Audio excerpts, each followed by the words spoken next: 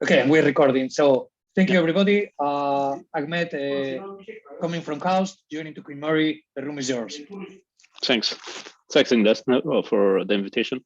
And I'm very happy to be in the NGN talks now, and to be the first one of the year this year. I'm glad to meet you all. I'm Ahmed Sayed. You can call me. I have long name, but you can call me for short Ahmed Sayed. I'm a newly assigned lecturer at EX department or school EX at Queen Mary University of London. And today I'm going to talk about towards practical and efficient federated learning. It's a new topic, an exciting topic that I hope that you enjoy, listening to. So I'm going to give a short bio because I'm new here. I mainly have interest in network and distributed systems. I have a PhD from HKUST in computer science and engineering. I did work at that time on improving the performance and efficiency of distributed network system, and we focused on data center networks or the TCP applications deployed in data center networks. Post PhD experience, I spent almost 4 years, 1 year at Huawei Research as a senior researcher, working on a project named application-driven networking, which was mainly, a main driver in Huawei. And I spent 1 year as a assistant professor back home at Asyut University. I mainly doing teaching and grant submission. I didn't spend much time into research there. And then I joined Chaos as a research scientist, where we worked on distributed machine learning. And recently, the last year, we did focus greatly on federated learning. So I don't want to talk about my achievements. I have nearly 40 publications, 5 grant applications. One of them was awarded 400K USD at Chaos, and we're gonna start this project this year. I did work with many MS and PhD students during my work at Huawei and Chaos as well. So let's start with federated learning. So why we need federated learning? The concept comes from recently because the centralized training have been facing many issues. Basically, the way we do training in a centralized or in a cluster or a cloud, we would have a centralized data server where data is collected by the server, and the server would be responsible for training in the cloud, and have the training model, the trained model shipped to the clients to do its task. Right. So that would involve, expensive data movement. Moving data is more expensive than moving a model. And it was usually communication intensive, this task of moving data. And there was also the privacy concern that led to the federated learning paradigm, right? So now in federated learning, the central server would work as an aggregation server rather than a data server. And in this case, the server would basically distribute the model, send the model to the clients. The clients would do the training locally without any, sharing of the data or moving the data. Then they will share their updates to the server who aggregates the updates to produce a global model, which can be used by the participants. Okay, so there is major differences here. We have model exchange instead of moving data, and this is usually communication efficient because models are smaller than the data sets.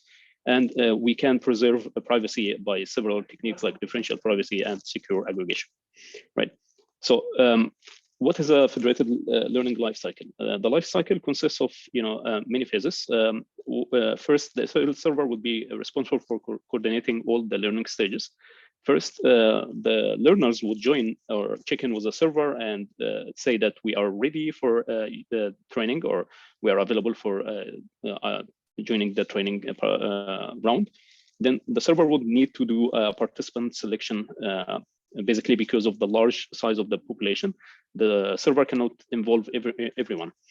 So here the server would select a certain number of the clients or learners to participate in this round. And usually this selection method is quite important for the learning or the quality of the learned model.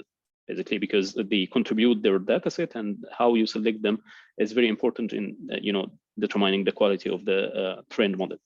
Then there is a reporting stage where the servers or the clients update the model. and send it back to the server. So the selected participants will do the training locally on their own local dataset. And after they finish, they have some deadline where the server waits for them until they finish and submit their updates.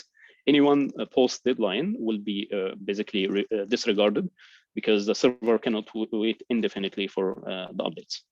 Then the server would aggregate these updates to produce a new global model, and then the next round would start by a selection stage and reporting stage and so on so forth until a certain criteria has been met. This criteria can be usually a target accuracy that you want to achieve, or you have a budget, a number or a time budget or a cost budget that you are working with. So it depends on what is the criteria until you stop. So first, we started our work in federated learning by looking at one of the major challenges in it, which is heterogeneity. And we try to study how much this heterogeneity of the devices, because we're looking at heterogeneity in data, devices, and the behavior of the learners that can impact the quality of the trained model. So we studied this by looking at the different sources of heterogeneity. We have the data heterogeneity, which comes from the non-ID and skewed data distributions. And there are many works that exist in many major AI conferences that focus on this in particular and propose many mitigation methods for this. We have the device heterogeneity, which is kind of system aspect. We have clients that use different device models with different compute and network configurations, and hence the time to accuracy relies heavily on the learner's capabilities and what kind of devices they use for training. So usually, clients with fast device and fast network are able to finish within the deadline, and they can dominate the model or the updates on the model, and hence the model wouldn't be fair or to every client. And we have also the behavior heterogeneity, which is driven by the participants themselves or the clients. If you think about mobile devices, the device is mainly controlled by the user, and when they are available depends on the user behavior. Basically, because the availability is largely dependent on if this device are connected to a charger, whenever it's connected to a charger and Wi-Fi and so on. So these conditions have to be met so that you consider this device available for training. And this can differ from between clients. That's why we have this, what we call as a behavior heterogeneity. Right. So what is the impact? We studied the impact by looking at many different configurations, many device configurations, network configurations, and many hyperparameters, and we swept many of them. We looked at 1,500 different configurations and swept over them. And we try to compare what is the performance we get if we have a homogeneous setting where all devices are same, equal in terms of compute, network, and parameters. And we tried to look at, for example, here the device heterogeneity. If we have the portion of low, mid-range, and high-end devices that contribute to the model, and we looked at how the model accuracy would vary. As you see here from this figure, that you can see that the model quality can degrade significantly, basically based on just the device heterogeneity. As you can see, HO here refers to the homogeneous case, and in device heterogeneity, you can see the variance is quite large, and the average is quite lower compared to the homogeneous case. And we can see in some cases the model may not actually converge, and it diverges basically. So to try to resolve or mitigate the heterogeneity, we proposed in one work model quantization technique, where we used a lower precision values for basically the to train the models. So you can basically represent floating point values using a quantized version by using a scalar and 0 point values. So this is usually supported by most of the hardware in most of the mobile devices and devices used for training in IoT on mobile devices in the wild. And this is also supported by the software. Many frameworks support this kind of model quantization. But there is two ways of doing quantized training. So one way to do it is to do the quantization post-training, which is useful for the inference at the later stage, where basically you train on an FP model, then quantize it, then fine-tune it, and ship that to the clients for the inference. But this is not going to help us in reducing the time or making the time to accuracy better.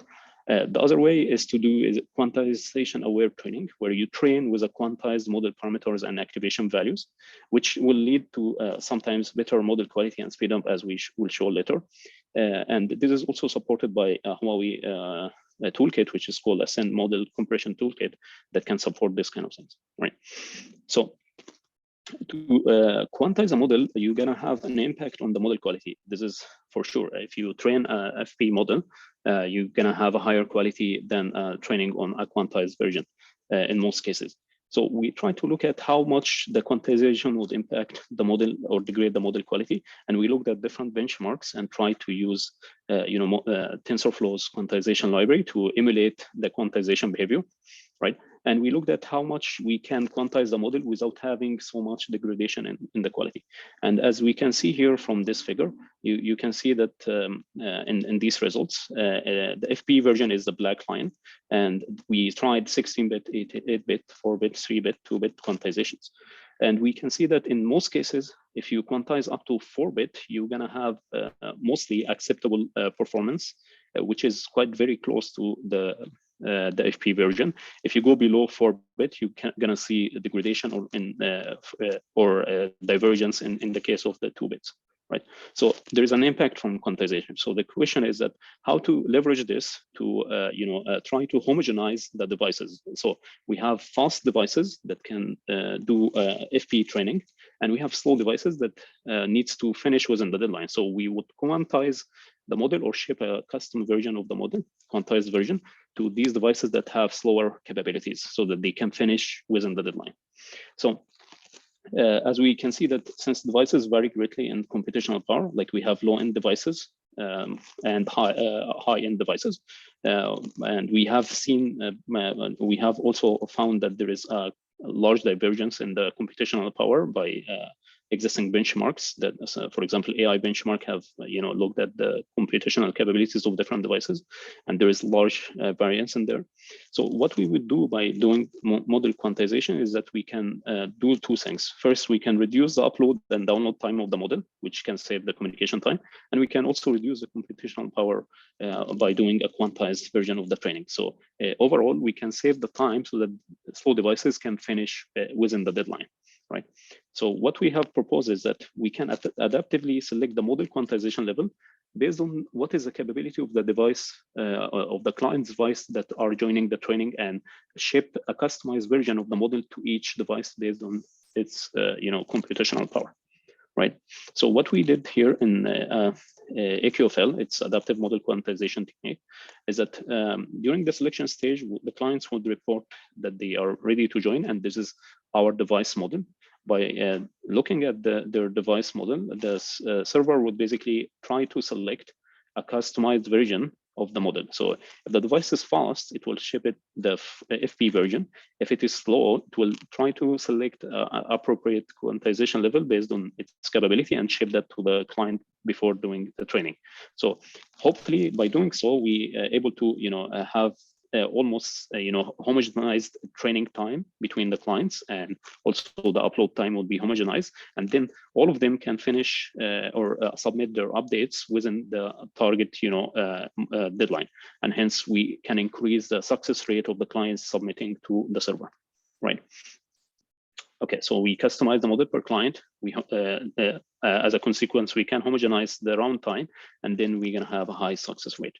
So by looking at the results of this, we find that it can really improve the performance of the device heterogeneous case up to achieving the same performance as the homogeneous case. And by looking here at the results, the black line shows that the homogeneous case using floating point 32-bit training, and the blue line shows the device heterogeneous case with FP version, and the red line shows the device heterogeneous case with AQFL, our technique.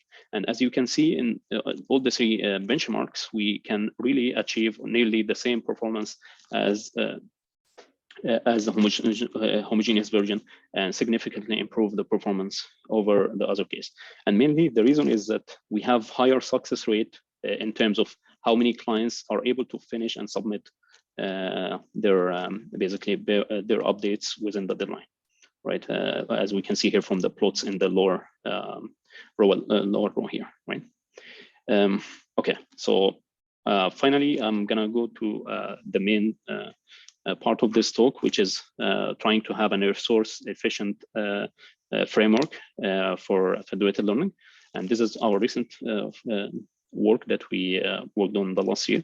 So our work is based on that. We found that most FL systems aim to improve the quality of trained model, and mainly they do so by trying to reduce the time to accuracy. And they achieve this by either reducing the time or improving the quality of the model. So to improve the time to accuracy, you either reduce the training time of each round by having a faster, rounds, or you can improve the quality that you can achieve, the quality improvement that you can achieve within each round, right? So some work like Fedbrooks Ahmed, I'm not sure if you're happy to take questions in the middle, but I see sure. A hand raised. Okay.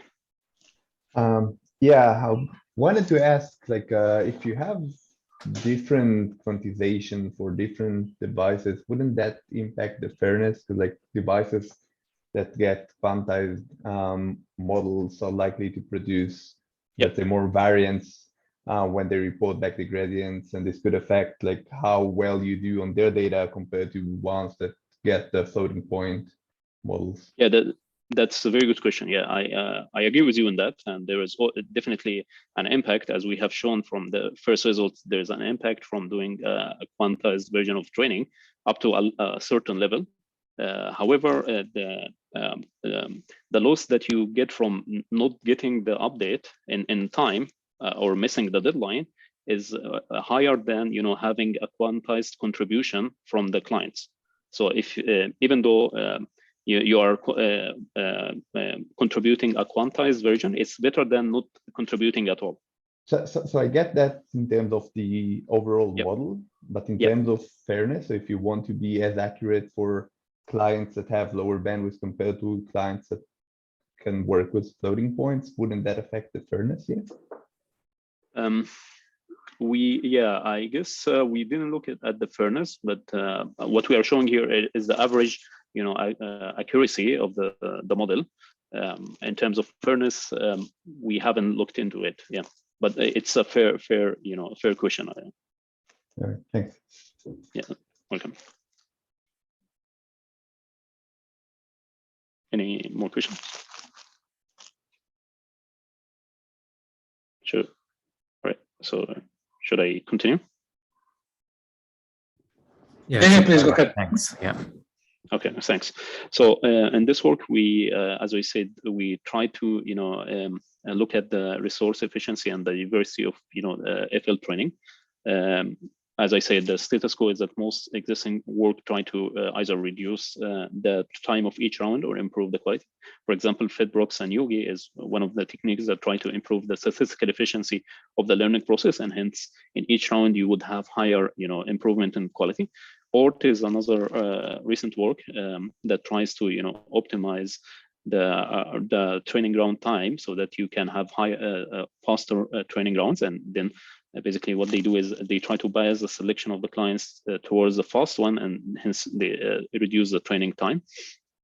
There is also a line of work that try to leverage what we call as the stale updates, or doing stale aggregations.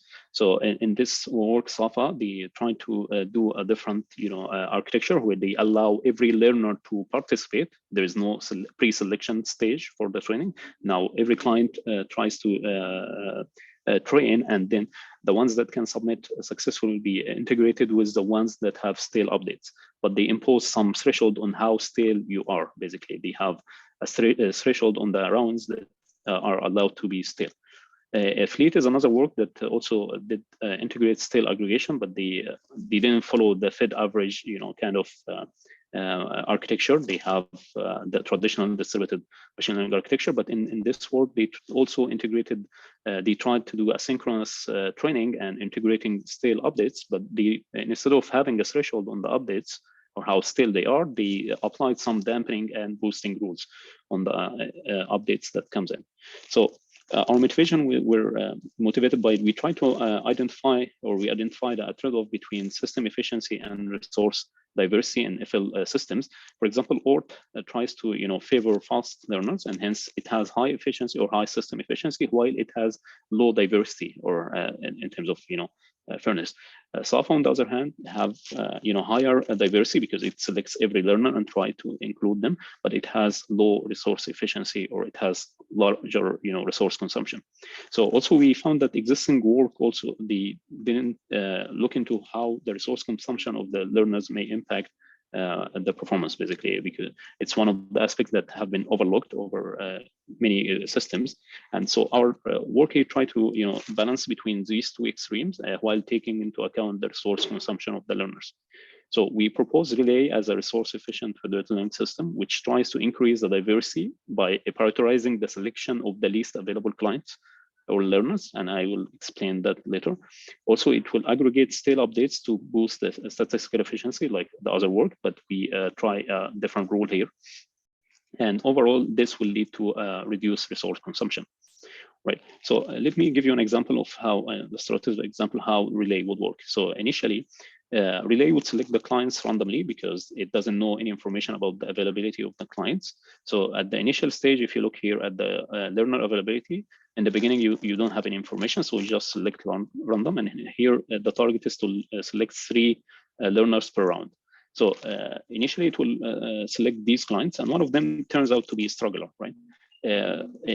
So normally, you would have, in ORT, you would have waited for this struggler, right? But ORT wouldn't even select this kind of struggler clients because it aims to select only the fast ones. So basically, what we try to do is that we let the struggler to continue training, and we move on with the next round. So what we do is that we try to shorten the round time by concluding the round with only 2 updates from these fast clients, and let the struggler to submit later round, right? So effectively, we are shortening the training time of each round by allowing strugglers to submit their updates, right? Then in the next round, we had collected some, let's say you have collected some information about the availability, and I'll explain how we do that later. Then at this round, you try to select the most available clients. And in this case, you can see that the least available clients. And in this case, you can see the clients that are least available, this black one and the green and light green. So these are the 3 clients that will be selected in the next round. And regardless of how fast they are, they will be selected for the training. And we wait until they finish.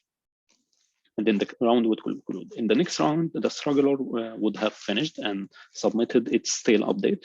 Relay would aggregate the stale update, but try to scale it down, the impact of the staleness. We would try to scale it down by applying a dampening rule and boosting rule, but we applied our own rule, which is different from Fleet. We proposed a new rule that suits well with the federated average kind of algorithm. And in this rule, we try to dampen the effect of the staleness by, which is inversely proportional to the staleness, the level of staleness. And we try to boost the updates if it is quite different or from the updates from the new clients. So we have collected the updates from the new clients at this round. We compare it with the stale update. If it is too different, that means it may have valuable information. And that's why we try to boost it or boost its weight in the aggregation process, right? So then this continues on, and Relay now has higher rate of unique participant, which leads to better performance in terms of diversity. And it has a lower resource wastage compared to SAFA because we already do pre-selection and not select everyone, basically. So we did analysis on our proposed stale asynchronous algorithm, and we analyzed its convergence, and we came up with an asymptotic rate as shown here. I didn't do the theoretical analysis myself. We have a PhD student who done this, but we found that the asymptotic rate improves over the existing analysis, basically. So in the experimental setup, I'll say that we tried different benchmarks. We tried, speech recognition tasks. We tried computer vision and natural language processing, and the results would basically agree over these different benchmarks. We tried 3 different distributions of the data. One IID distribution, and one is FID scale, because we use FID scale as our framework for the implementation, and they have their own, data mapping that is based on how the data was collected. And we used a label limited data mapping, which more relevant to non-IID setting. This is because we analyzed the FID scale data mapping and found it's more homogeneous and closer to the IID, and hence the performance weren't the performance didn't vary much. So we proposed the label limited non-IID settings to have look into how this will perform in an IID setting. For the learner's system configuration, we use the compute configurations from the AI benchmark for the devices. So basically, we take one of the profiles and assign for the device. Also, we use the MobiBerth trace to assign the network speeds to the devices. And for the availability, there is a work that had traced 136,000 clients, and they collected the events, mobile events on these devices when the device is connected to a charger, when it's connected to Wi-Fi, or on what kind of network it's connected to. These kind of events are traced in this profile, and we assign it to the user basically. Right. So first, we compare relay with the existing selection algorithms, and what we mean by selection algorithms, we have ORT that we have introduced earlier. We have random by selecting randomly, and we have a priority, which is selecting the least available clients, or prioritizing the least available clients. And we have relay, which includes the prioritization and stale aggregation technique. So as you can see here from the FID scale mapping on the left-hand side, the performance we show on the x-axis, the cumulative resource usage in hours, how much resources were used by the learners that participated to reach to a target accuracy. And the annotated text here, or the value here, we show the total hour time spent to reach this accuracy. As you can see here, ORT is the best in terms of time. It's the least amount of time you take for reaching accuracy, but compare and improves also on random. But if you compare the resource consumption, you're going to see it consumes more resources than our techniques. While we only sacrifice a few hours of time, we save significantly on the resource consumption of the resources. That is in the FID scale mapping.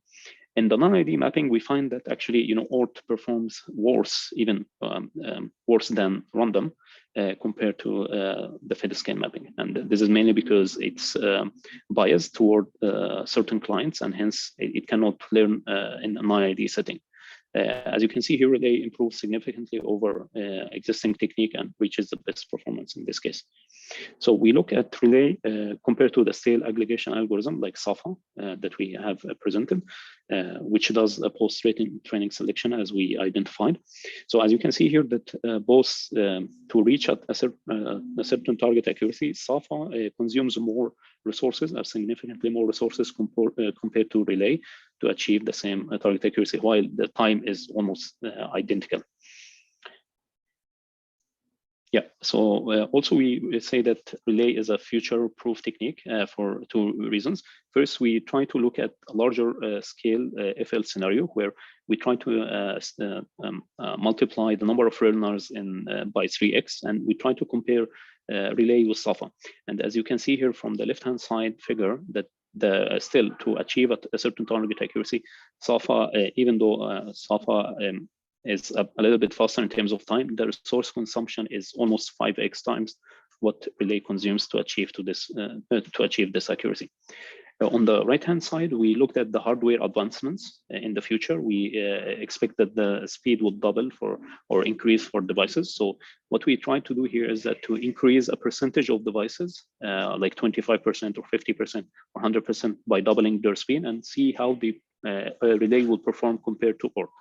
And as you can see here, that ORT on the bottom here, even though you increase the performance of certain portion of the devices, you're gonna reduce the time indeed, but the performance in terms of accuracy wouldn't improve.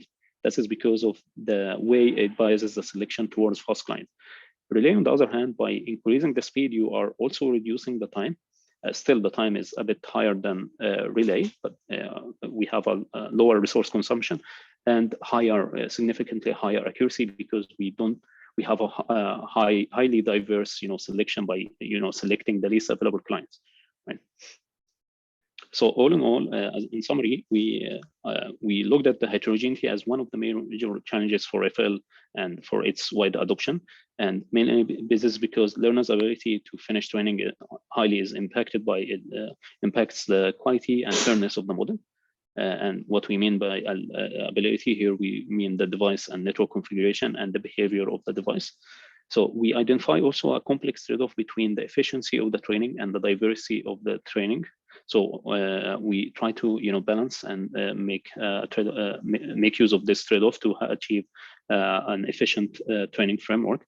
And also in our framework, we try to emphasize the roles of learners' resource consumption, and we try to reduce that as well.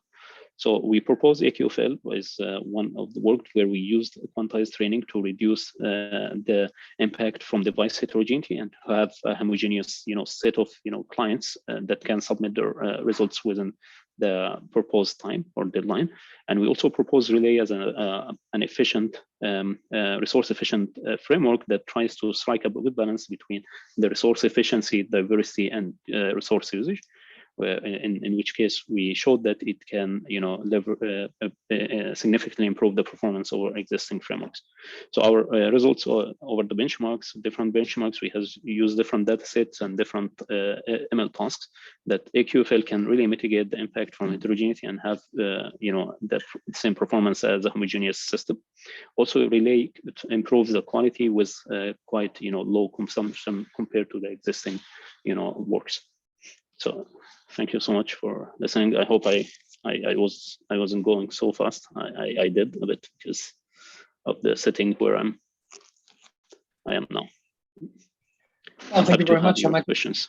Yeah. Thank you very much, Ahmed. Are there any questions from the floor? I saw that John had a question actually.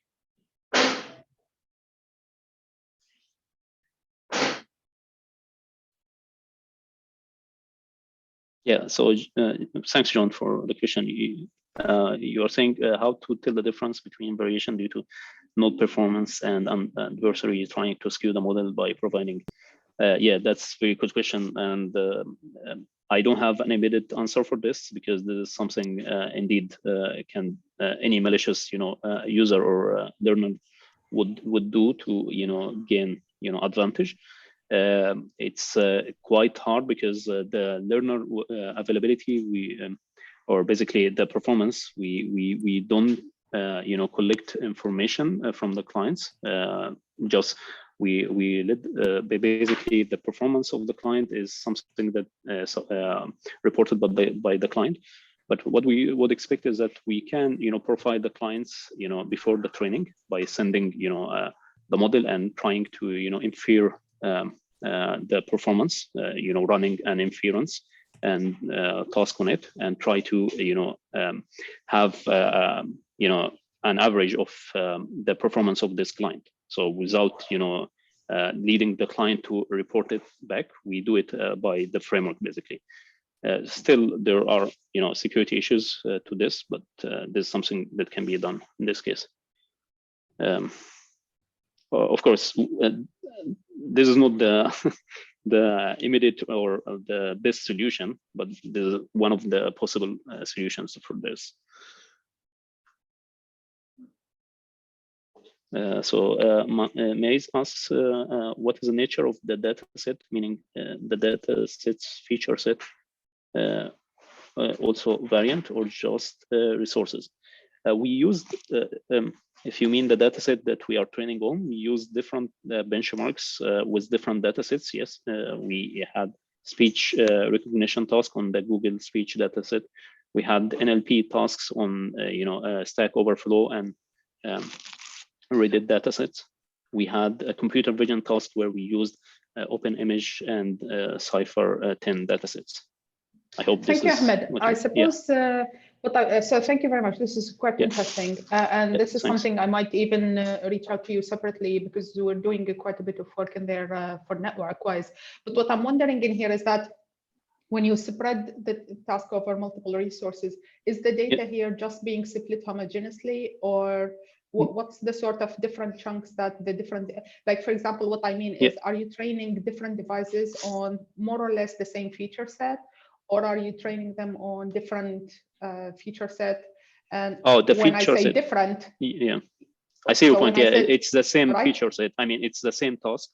We don't have it's not the setting where you have multitask learning. It's the same task, and they have all the same feature set. Yeah. And the same data distribution? No, the data distribution in non-ID case would vary basically.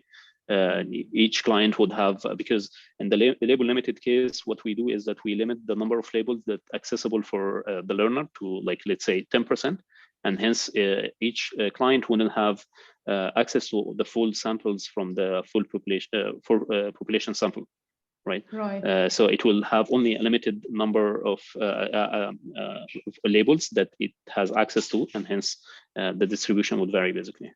And do you engineer that separately for different? We use different. Yeah, we use different distributions. Like we use a balanced distribution first, and we use also a uniformly random distribution, and we used a Zipfian distribution for distributing this samples on the clients. Right. Is there like a correlation between the resource and features, or do you do the two things separately? No, they are totally separate. Yeah, there is no correlation at all. Yeah. The resource profile is different from, Okay, thank you. Yeah, welcome. Thanks for the question.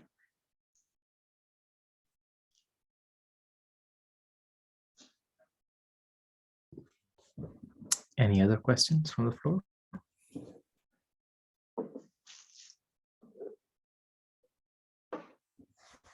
Yes, you had a suggestion about using game theoretical concepts.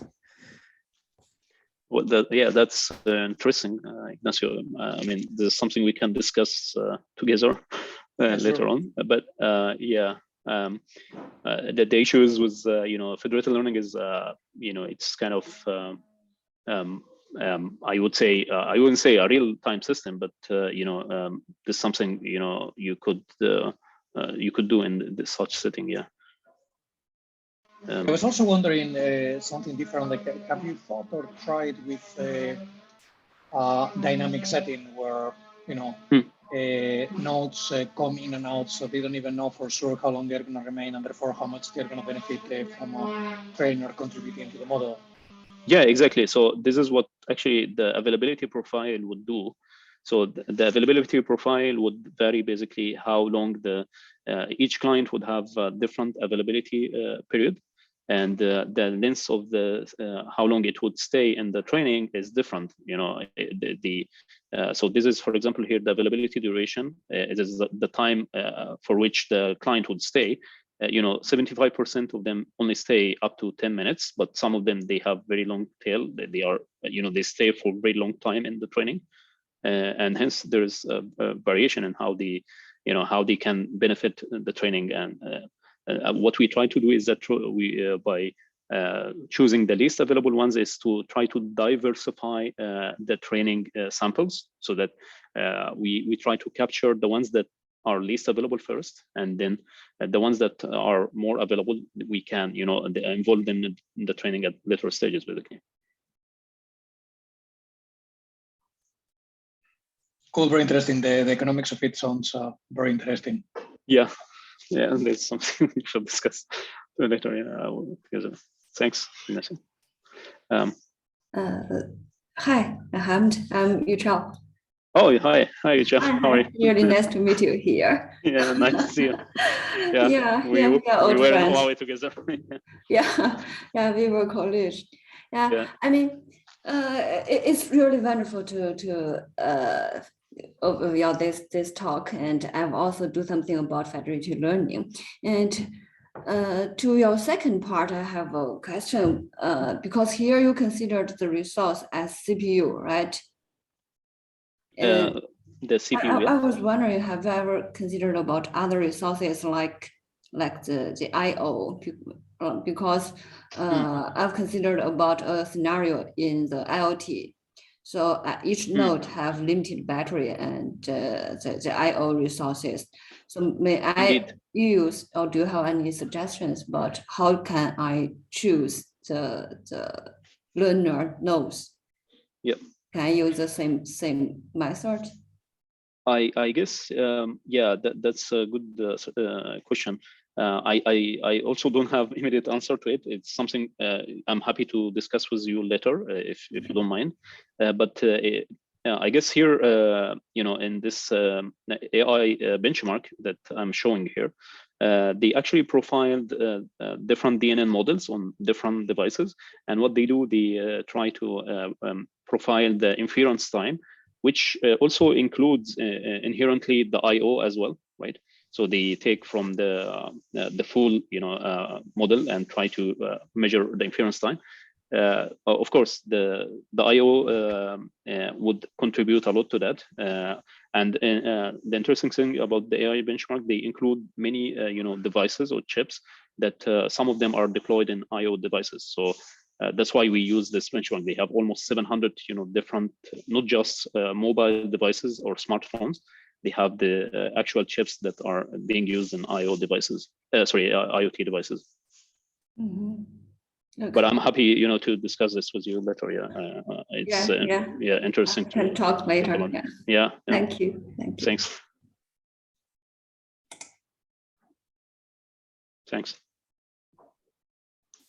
So going back to this, so to what extent can you rely on historical information of, this is a capable device and not so capable a device, and can you use the historical information to get around this adversarial model that John was proposing? Yeah, that is a good question, but the thing is, this historical information is collected by, is it collected by the server, or is it like profiled locally on the client?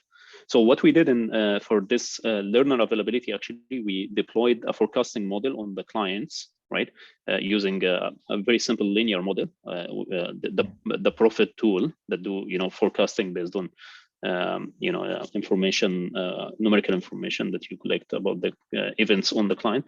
So, for example, we collected the charging state when exactly are the devices connected to the charger, to basically predict in the future when it's going to be, connected to a charger, right?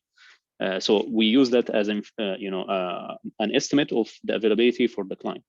Regarding the profile of the device itself, I think it's something that can be done offline. However, the question, I guess, with adversary or a malicious, user, still you can, play this around, right? Unless, it's something that is trusted, there is some trusted execution that you do this on the clients. But if you have suggestion on that, I'm very happy to, to discuss it. Yeah. But it's a valid point. I guess this is one of the issues with federated learning, where you're dealing with clients in the wild, and you have no control on their execution environment. Yeah. But with recently this trusted execution environment, I guess this wouldn't be so of an issue. I bet, but it's just a speculation on my side. Thanks, I appreciate it. Any other questions from anyone?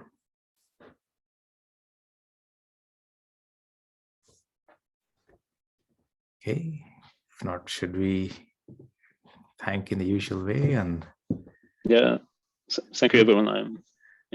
You were a very great audience. Oh, John has another comment though. Yeah, John, nice. Okay, and there are real motives if the electricity provider is learning models of demand, so it can do pricing. I am to skew the model in my favor and can correlate with other and some usage class pattern. Yeah, that's quite interesting. Yeah, especially with electricity providers. And yeah. Yeah, I guess the future smart electricity networks or whatever should not be using Google's and equivalents.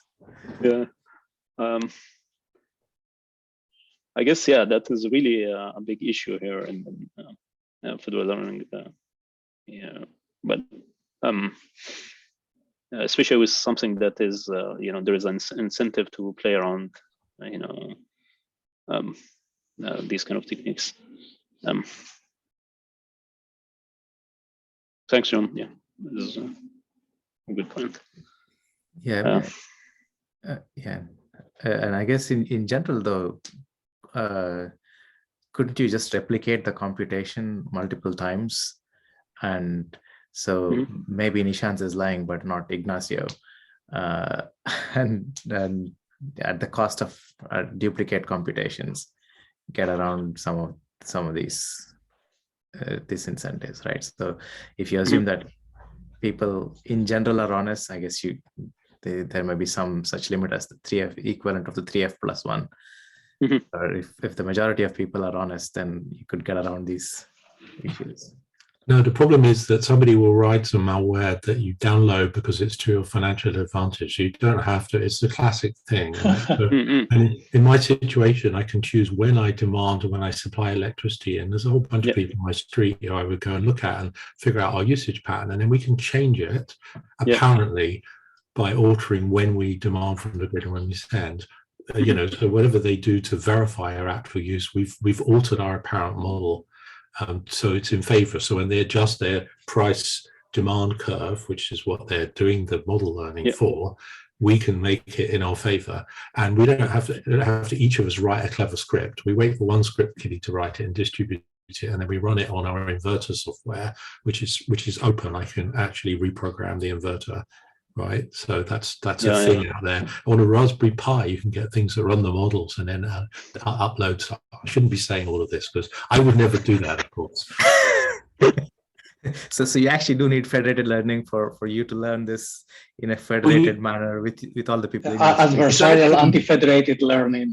Yeah, it's actually a very good case for federated learning if everyone's honest, because you want to do this because you want to, with your electricity provider, optimize the price for everyone, and also the timing of when you use your battery at night versus grid versus whatever, because you want to maximize your battery life. And it's a multi-parameter optimization problem because you've got battery life, the price of electricity at different times of day, and the weather. So it's a really good example, and you want to learn federated because the number of parameters is a lot.